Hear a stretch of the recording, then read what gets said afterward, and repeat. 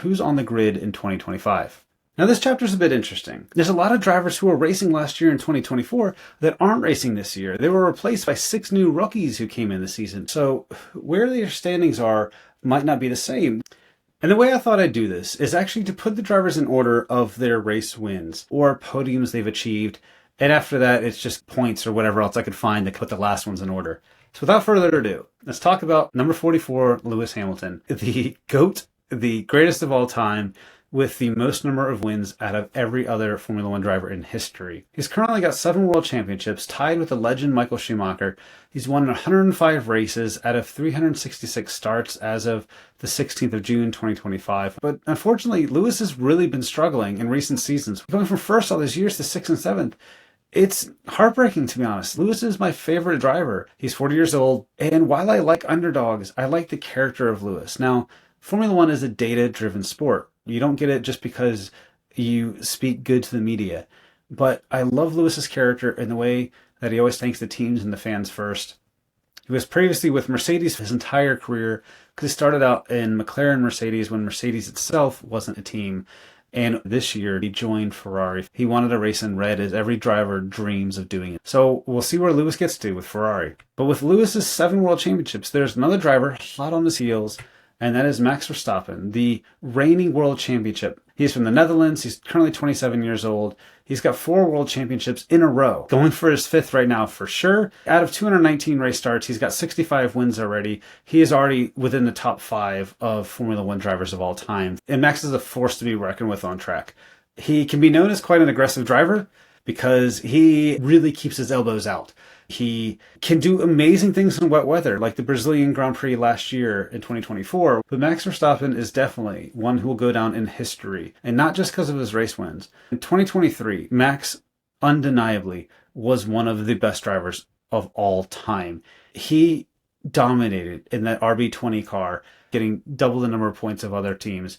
Max is a favorite to many, and definitely one that will stand out in the test of time for all of Formula One. Then we have another world champion, Fernando Alonso. Yes, Fernando Alonso. If you were watching in the early 2000s, he's still here. The oldest driver on the paddock. He's 43 years old. He's from Spain. He's won 2 world championships back in 2005, 2006.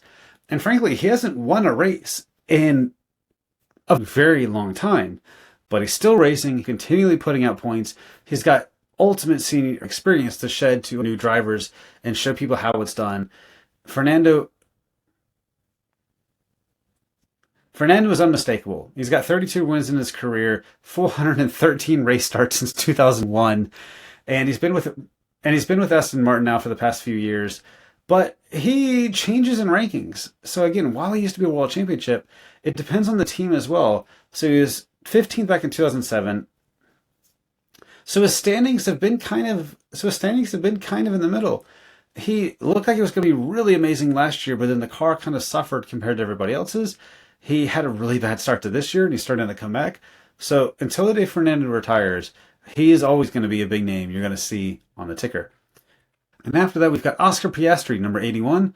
Oscar is from Australia. He's currently in his mid-20s, 7 race wins and counting. Doesn't seem to get flustered by much. He's got the same general attitude and demeanor, whether he's won a race or just crashed out of one. He seems like a nice kid. He's had 56 starts. He's only been racing since 2023. He's been with McLaren as his only team. And while he finished 4th last year, he was aiming towards the top, but a few unfortunate endings to his races kept him out of it. But this year, Oscar is currently, as of this recording, on his rise to potentially win the World Championship. So definitely be on the lookout for Oscar.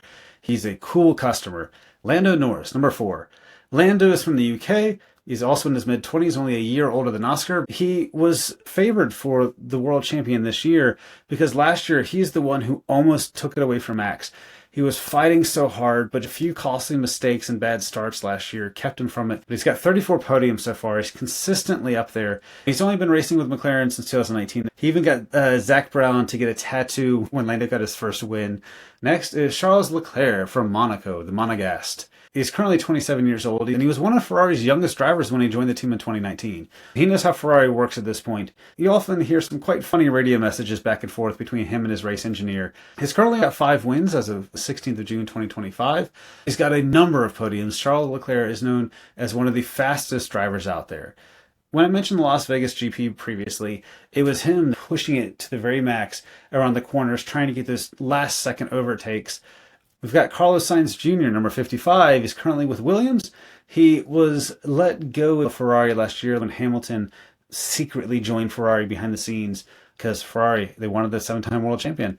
But Carlos was the only one to win a Grand Prix in 2023 in a non-Red Bull car. And he's doing well at Williams. It wasn't his first pick, but he's got a great partnership with Alex Albon, and Carlos is not done yet. When he knew that his seat was going to be given away at Ferrari, Carlos was blisteringly fast. He won multiple Grand Prix.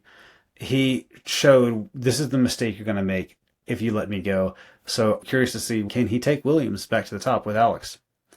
63, George Russell at Mercedes is now the senior driver of the team after Lewis left. He's in his late 20s as well. He's from the UK. He's currently only won 4 races and got a decent number of podiums. He is definitely able to take this team upwards. As of the time of recording, his contract currently ends with Mercedes in 2025, but it's high bet that he'll stay there. He did this amazing race where he was the only driver to do 1 pit stop when everybody else was doing 2. They called him the tire whisperer, but unfortunately his car was only 1.5 kilograms underweight at the end of the race. And because of that, he got disqualified, lost his Grand Prix win. The win ended up going to Lewis Hamilton, who was in second place. It was heartbreaking, but everybody really knew George's caliber at that point. He is great with tire management. George Russell also does a thing with his microphone whenever he does interviews where he basically tosses it back and forth. It's always a little game to watch how many times he actually tosses it. Next, we have number 10, Pierre Gasly, the Frenchman at the French unit of Alpine. He is in his late 20s. He's a really fun guy to watch. He's only won 1 race. It was a very great episode of Drive to Survive where he showed what he could do when he was let go of Red Bull. He's got a few podiums. He definitely got podium caliber, and I can't wait to see him get back on those. And then we've got number 31, Esteban Ocon, another Frenchman. He's late 20s as well. He's won 1 race. He's got on the podium a few times. But Esteban's interesting. It feels like he was kind of dropped from Alpine. Obviously, there's always data behind it, but also there was a number of high profile and hard to watch just bumping with his own team like Pierre in recent seasons. He seems to have toned down a bit though with his moves to Haas. Maybe this is exactly what Esteban needed to move into that next stage of being a driver.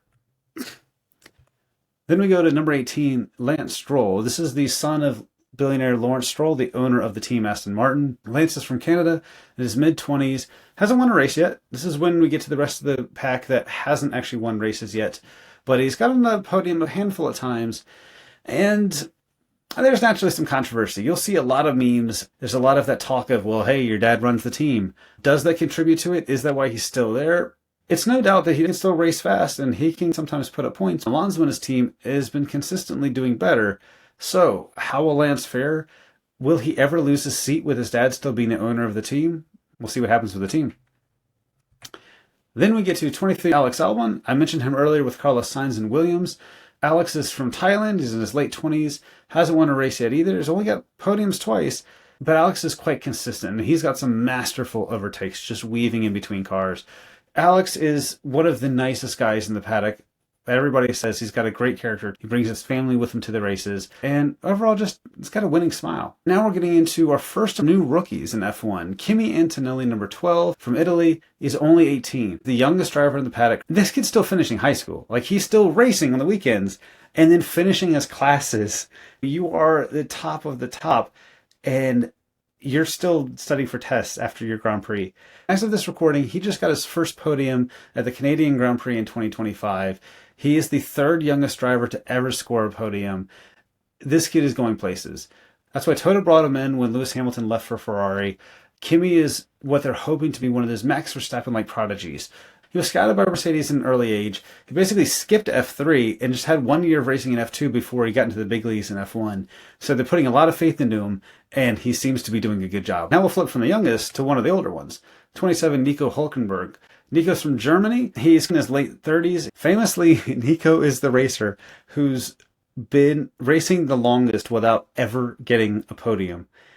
You want him to get one, right? When you're watching, you just hope for the day that Nico can get that first podium. He's done 237 races so far. It is so long to go. but he's consistent. That's why he's been driving these teams so long. He just joined Kick Sauber. He was previously at Haas. He's typically around 11th or 12th, but he can bring points to the teams who need it. Just waiting for his big break. He's been so close so many times. I think if you did give him a car that can perform like the top ones do, I guarantee he could get his podium. So one day, Nico. One day. Then we have 22 Yuki Tsunoda, our Japanese driver on the grid. He's currently at Red Bull Racing. Yuki's in his mid-20s, has not gotten a podium yet, and only joined Red Bull midway through the season in 2025. He was starting the year at Racing Bulls after another newcomer, the next person that I'll talk about, Liam Lawson, was given the Red Bull seat. However, Liam Lawson lost his Red Bull seat after 2 races, and then Yuki got it at his home Grand Prix in Japan this year. He's still struggling with this Red Bull car. It slides out the back a lot. Max is consistently showing that he's one of the only people who can handle this car. But Yuki always wanted this spot, but he's up there now. Will he still be with this team next year? Wait and find out. And with that said, I just talked about Liam Lawson. Hooray, New Zealand.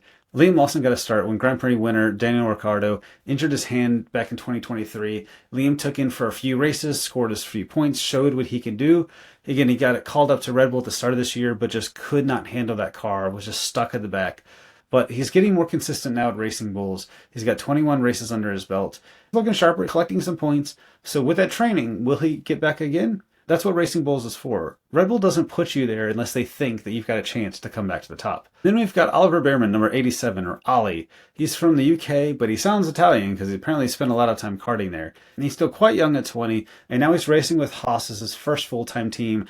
But he started last year in Ferrari when Carlos Sainz had an emergency appendectomy, and Ollie scored 6 points in his first outing in 7th place. He showed masterfully what he can do. I'm just hoping every weekend just at least see him in the points. Number 6, Isaac Hadjar. He's from France, also 20 years old. Hasn't gotten any podiums yet, but he is consistently getting Q3 in qualifying, so that's in the top 10.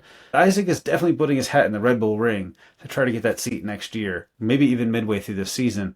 Definitely showing right now what he's got. He seems like he's growing rapidly, so very curious to see where Isaac gets to. Number 5, Gabriel Bortoleto. He's in Kick Sauber. He's kind of a mystery to me still. He's from Brazil. He's also 20 years old. He's started 10 races this year. He won back-to-back F3 and then F2 champions leading up to his F1 year, so there was big hype around him. But this is where it hurts when a new rookie or any driver gets saddled with the worst car on the grid. It's not been his year yet. Still great talent. What can he do with a better car? We don't know yet. Next year, when Kick Sauber changes to Audi, will that be a big change for him? Will he stay with the team? We'll find out, but we don't really know much about Gabriel at this point. Number 43, Franco Colapinto. He's in his early 20s. Started 13 races at this point. He's twice replaced struggling teammates mid-season. Last year he came in and took over the latter half of 2024. This year he's come in at Alpine. By the time you're watching this, he might not be the racer still in Alpine. He might be pushed back again. I liked what I saw last year, but he also was known for some big crashes. He's got high speed, high risk taking, which is great for an F1 driver, but he also needs to control it. The other one at Alpine who's not currently racing, their 21st driver, number 7, Jacques Doohan. He's in his early 20s. He's also from Australia. He made his F1 debut at the very last race, replacing Esteban Ocon in Abu Dhabi last year when Ocon was let go of Alpine. Jack currently doesn't have a seat. He's back to being the reserve driver at Alpine. So they're kind of giving him and Franco time to feel out which driver deserves the seat for the rest of the year. So he did get to start one race early, but we'll see what happens with Jack. So now that you know all about the teams, you know the circuits, you know the race weekend, you know the drivers, now I think it's high time we talk about cars.